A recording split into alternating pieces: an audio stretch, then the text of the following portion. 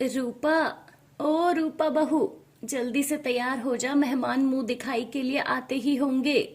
जी माँ जी। रूपा नई नई शादी करके अपने ससुराल आई है। आज उसका ससुराल में दूसरा दिन है।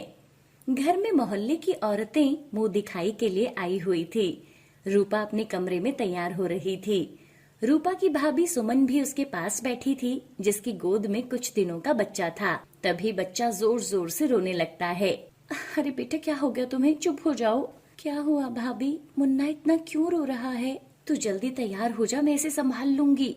कुछ देर हो जाती है, लेकिन बच्चा चुप होने का नाम नहीं ले रहा था।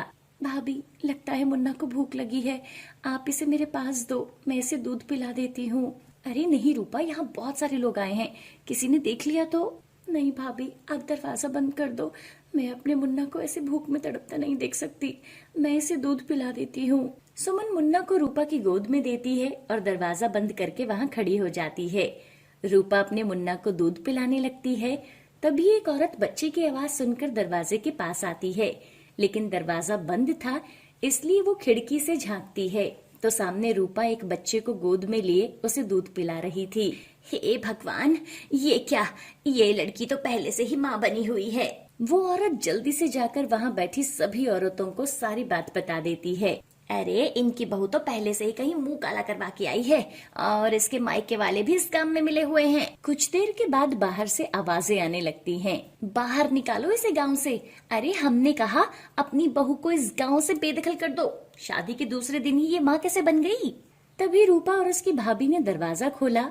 नई बहू के हाथ में नवजात बच्चा था। अरे क्या बोल रहे हो? अपना मुंह बंद रखिए और जाइए यहाँ से। देख कल्याणी, अभी कुछ नहीं बिगड़ा, अपनी बहू का मुंह काला कर और इसे यहाँ से भगा दे। पहले से ही ये बच्चे की माँ बनी हुई है। ये जो बच्चा है इसकी भाभी का नहीं बल्कि इसकी बहू का है। मैंने इसे दूध पिलाते देखा था। देखिए, आप लोग सब शांत हो जाइए और जाइए यहाँ से।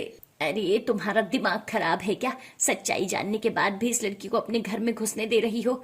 न जाने कहाँ से मुंह काला करा के इस गांव में ये बहू बनकर आ गई है। बिल्कुल सही बात है जी। अरे इस औरत को तो बिरादरी से ही बेदखल कर देना चाहिए। सासू माँ, मैं अपने बच्चे को लेकर इस गांव से चली जाती हूँ, वरना ये लोग आपको चैन से नहीं रहने देंगे। बहू, तू अपने कमरे में जा। सुमन बेटा, जाओ, रूपा और बच्चे को कमरे में ले जाओ, मैं सब संभाल लूंगी। कल्याणी सबको सच सच बता देती है। रूपा और सुमन बच्चे को लेकर अंदर चली जाती हैं। सब मेरी वजह से हो रहा है। मुझे सूरज जी के जाने के बाद अपनी जान दे देनी चाहिए थी। रूपा, संभालो अपने आप को। तुम्हें याद है ना, जब हमें ये सब पता चला था तो क्या हुआ था? लेकिन इस बच्चे के लिए हम सब समझ सकते हैं, तो क्या ये लोग नहीं समझेंगे? आखिर कौन है ये सूरज जिसके बारे में सब बातें कर रहे हैं? और 6 महीने पहले इनको क्या पता चला था? 6 महीने पहले रूपा सीढ़ियों से नीचे उतर रही थी और वो चक्कर खा के नीचे गिर जाती है। अरे क्या हुआ?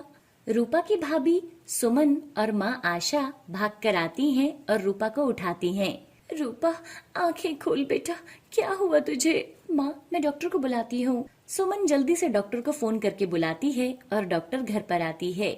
डॉक्टर रूपा को चेक करती है। डॉक्टर, सब ठीक है ना? इसे अचानक चक्कर आ गया था। जी, आपकी बेटी प्रेग्नेंट है। ऐसे समय में चक्कर आना, वॉमिटिंग होना, ये सब कुछ नॉर्मल है। आप इसके खाने का ध्यान रखिए, सब ठीक हो जाएगा। डॉक्टर की बात सुनकर सब हैरान थे और डॉक्टर वहाँ से चली जाती है। अरे ये क्या है रूपा? किसका पाप है ये? रूपा रोने लगती है। बताती क्यों नहीं? तेरे पिताजी और भाई को तूने कहीं मुंह दिखाने के लायक नहीं छोड़ा। माँ, आप बाहर जाइए, मैं रूपा से बात करती हूँ। ये सब करने से पहले तू मर क्यों नहीं गई? माँ, आप शांत हो जाइए, मैं बात करती हूँ ना। सुमन रूपा को अपने पास बिठाती है। तुम्हें पता है ना तुमने क्या किया है? अब ये सब छुपाने से कुछ नहीं होगा। हमें बताओ कि ये बच्चा किसका है? रूपा रोने लगती है। ये बच्चा सूरज जी का है। क्या कहा तुमने? सूरज जी? लेकिन अब तो 4 महीने बीत गए हैं, तुमने हमें पहले क्यों नहीं बताया? आखिर कौन है ये सूरज? और रूपा की भाभी उसका नाम सुनकर ऐसे चौंक क्यों जाती है? सूरज और रूपा साथ में कॉलेज में पढ़ते थे और एक दूसरे को बहुत पसंद करते थे। रूपा, अब मैं तुम्हारे बिना नहीं रह सकता। मुझे तुमसे शादी करनी है। हाँ, शादी? तो पहले आपको ना मेरे घर वालों से बात करनी होगी। हाँ, मैं माँ और पिताजी के साथ जल्द ही तुम्हारे घर आऊंगा, क्योंकि मैं अब तुम्हारे बिना और नहीं जी सकता। कुछ दिनों के बाद ही सूरज अपने घर वालों से बात करता है और सूरज के घर वाले मान जाते हैं और रूपा के परिवार से मिलते हैं। दोनों परिवारों को सब कुछ पसंद आता है और सूरज और रूपा का रिश्ता पक्का हो जाता है। कुछ ही दिनों में दोनों की शादी होने वाली थी।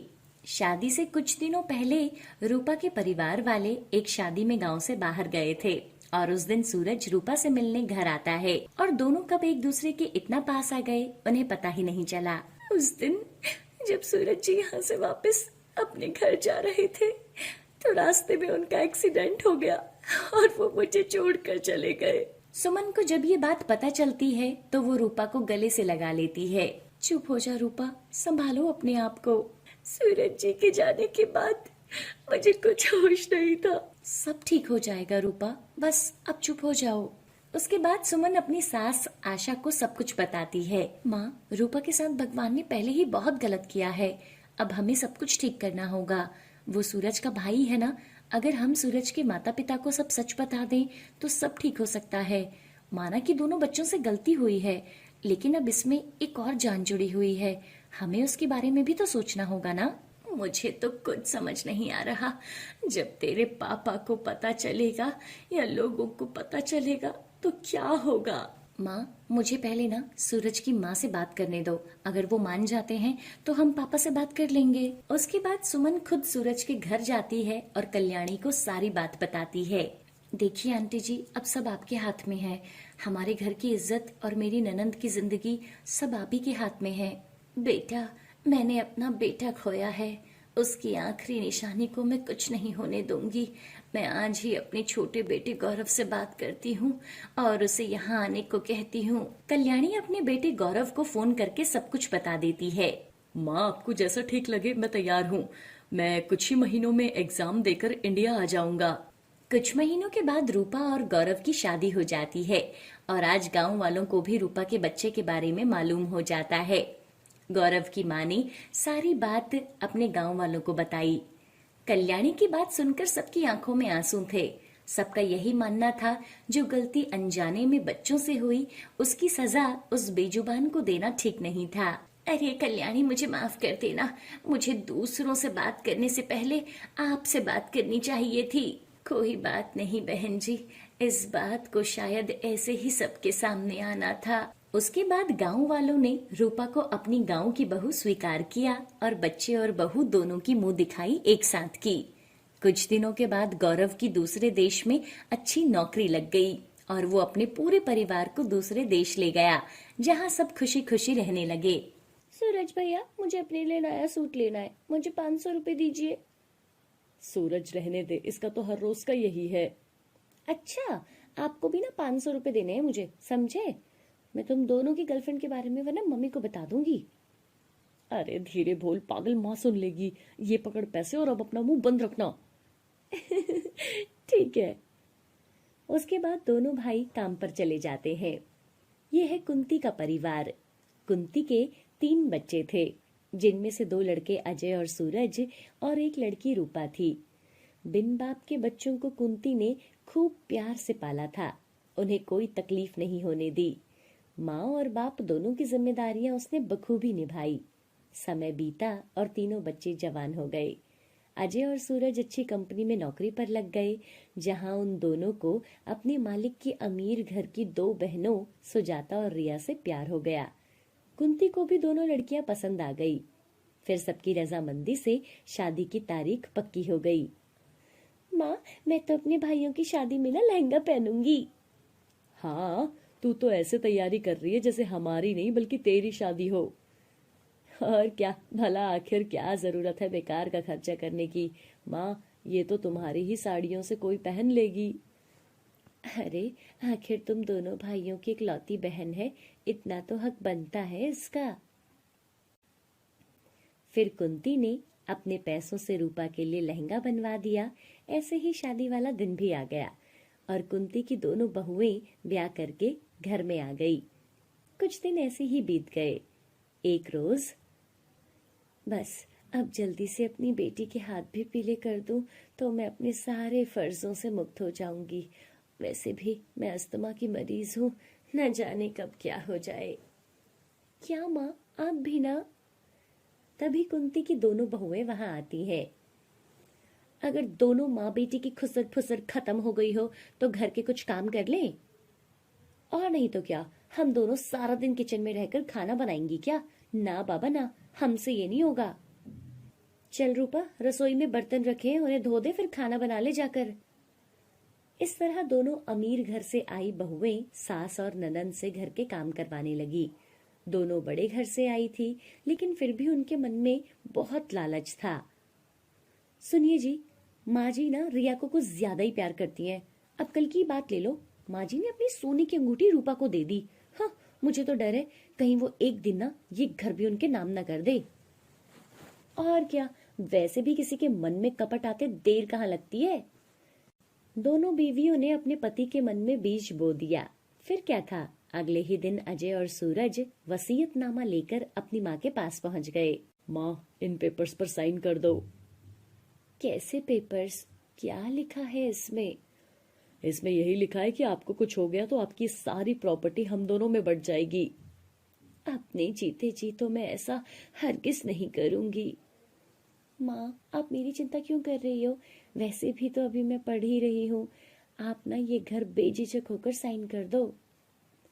अपनी बेटी की बात मानकर कुंती ने वैसा ही किया, लेकिन अब तो जैसे सुजाता और रिया का सपना पूरा हो गया था। एक रोज दोनों भाई ऑफिस के काम से शहर गए हुए थे और रूपा की दोनों भाभियां किट्टी पार्टी में गई थी। तभी अचानक कुंती की तबीयत खराब हो जाती है। दोनों भाभियां फोन नहीं उठा रही है। हे भगवान, अब क्या करूं? माँ, तुम चिंता मत करो, मैं तुम्हें अभी अस्पताल लेकर जाती हूँ। रूपा ऑटो में अपनी माँ को अस्पताल लेकर जाती है और अपनी भाभी के पर्स से कुछ पैसे ले लेती है। अगली सुबह रूपा घर में खाना लेने आती है। अरे, मेरे पर्स से पैसे तुमने निकाले हैं क्या? हाँ भाभी, वो माँ की तबीयत बहुत खराब हो गई थी तो मैंने आपको बहुत फोन किए पर आपने फोन नहीं उठाया, इसलिए मैंने पैसे ले लिए। तुम्हारी हिम्मत कैसे हुई मेरे पर्स को हाथ लगाने की? सुजाता रूपा को खींचकर चाटा लगा देती है। भाभी। रूपा रोते हुए अपने कमरे में चली जाती है और अपने भाई को फोन करती है, लेकिन उसका भाई भी फोन नहीं उठाता। रूपा अपने कमरे में जाती है और उसकी माँ की दी हुई अंगूठी लेकर वो सुनार को बेच देती है और कुछ पैसे लेकर वो अस्पताल पहुंचती है और अपनी माँ की दवाइयाँ लेती है और 2 दिन के बाद वो अपनी माँ को घर ले आती है। अपनी भाभियों के व्यवहार से रूपा को बहुत गहरी चोट लगी थी, लेकिन अभी भी वो उसके बारे में कुछ नहीं कहती। अब रूपा अपनी माँ का अकेले ही ध्यान रखती थी। एक दिन, तुम दोनों अपना सामान बांध लो, हम ये घर छोड़कर दूसरे घर में जा रहे हैं। क्या? नहीं भाभी, हम इस घर को छोड़कर कहीं नहीं जाएंगे। इस घर में हमारी बहुत सारी यादें जुड़ी हैं और माँ भी इस घर को छोड़कर कहीं नहीं जाएगी। हाँ, लेकिन तुम दोनों को हमारे साथ ये घर छोड़कर जाना ही होगा क्योंकि हमने ये घर बेच दिया है। क्या? आप ऐसा कैसे कर सकती हो भाभी? माँ जी अपने रहते इस घर को नहीं बेचने देंगी। इसके अलावा तुम्हारे पास कोई ऑप्शन नहीं है क्योंकि माँ ने ये घर अपने दोनों बेटों के नाम कर दिया था।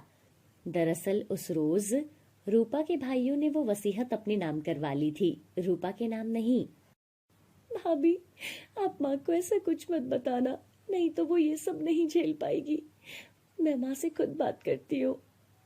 लेकिन कुंती उनकी सारी बातें सुन लेती है। माँ, अजय भाई और सूरज भाई ने घर खरीदा है, हम वहां जा रहे हैं। ठीक है बेटा, जा सामान बांध ले। माँ, आप ठीक हो ना? हाँ बेटा, मैं ठीक हूँ। रूपा मजबूर थी पर वो कुछ नहीं कर पाई और मजबूर होकर वो अपनी माँ को लेकर अपनी भाभियों के साथ चली गई। रूपा हमेशा अपनी माँ का ध्यान रखती थी और उसके भाई सुबह से लेकर देर रात तक ऑफिस में रहते थे। एक दिन रूपा अपनी माँ के पैर दबा रही थी।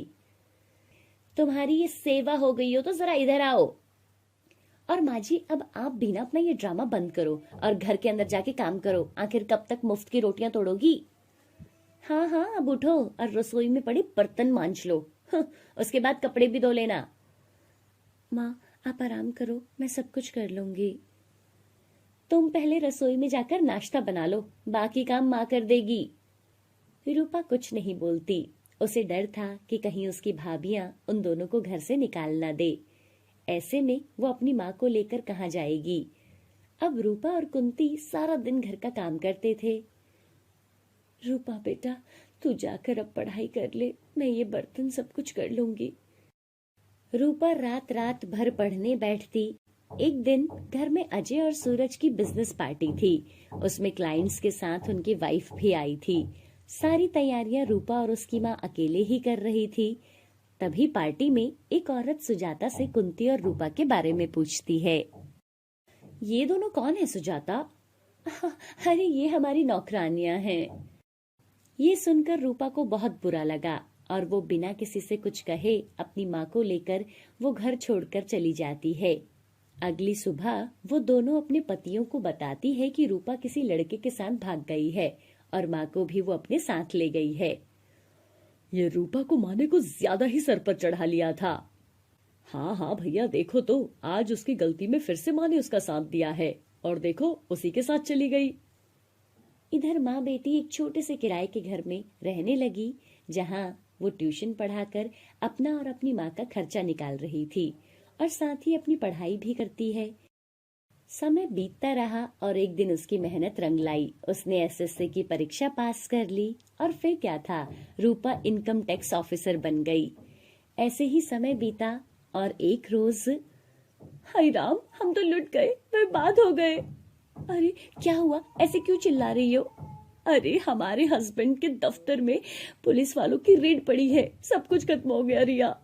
ऑफिस सील हो गया और गार्ड कह रहा था कि अब वो टीम हमारे घर पे आ रही है। हमें क्या पता था ये दोनों भाई गैर कानूनी काम करते हैं। क्या पता अब हम कहाँ जाएंगे, हम तो फुटपाथ पर आ जाएंगे। न जाने किसके श्राप का फल है ये, जो हमें ये दिन देखने को मिल रहे हैं। और तभी वहां पुलिस आ गई और उन्होंने उनके घर को भी सील कर दिया। अब वो दोनों सड़क पर आ गई। उधर रूपा सरकारी आवास में रहती थी। उसने जब अपने भाइयों के बारे में अखबार में पढ़ा तो वो खुद को उनसे मिलने से रोक नहीं पाई और वो अपनी कार से जा ही रही थी कि तभी उसने अपनी दोनों भाभियों को फुटपाथ पर बैठे हुए देखा। भाभी, आप दोनों यहाँ? ये सब कैसे हो गया? मैंने अभी अभी अखबार में देखा तो मैंने सोचा मैं आप लोगों से मिलने आऊं। अरे ये सब हमारे कर्मों का फल है रूपा। हमने जो तुम्हारे और माँ जी के साथ किया उसकी सजा हमें मिल गई है। हमें माफ कर दो। माँ जी कहाँ है? हमें उनसे माफी मांगनी है। आप दोनों घबराओ मत, आप मेरी गाड़ी में बैठो और मेरे साथ घर चलो। तुम्हारी गाड़ी? तुम्हारा घर? हाँ, अब मैं इनकम टैक्स ऑफिसर बन गई हूँ और माँ जी मेरे साथ ही है। अपने दोनों भाइयों को छुड़वाने के लिए मैं कुछ करती हूँ। रिया और सुजाता ने रूपा को गले से लगा लिया। रूपा ने अपने भाइयों की भी जमानत करवा दी। अब दोनों भाइयों ने कसम खा ली कि वो ईमानदारी से काम करेंगे। रिया और सुजाता अपनी गलती के लिए अपने पतियों से माफी मांगती हैं, क्योंकि उनकी वजह से दोनों बेटे अपनी माँ और बहन को आज तक गलत समझते रहे। अब दोनों भाई और भाभियां रूपा के बड़प्पन के आगे झुक गए, क्योंकि आज उनकी रूपा उन दोनों से भी ज्यादा अमीर थी। रूपा दोनों भाभियों और अपने भाइयों को लेकर घर आती है। इनकी इस घर में कोई जगह नहीं है, इन दोनों को यहाँ से अभी निकाल दो।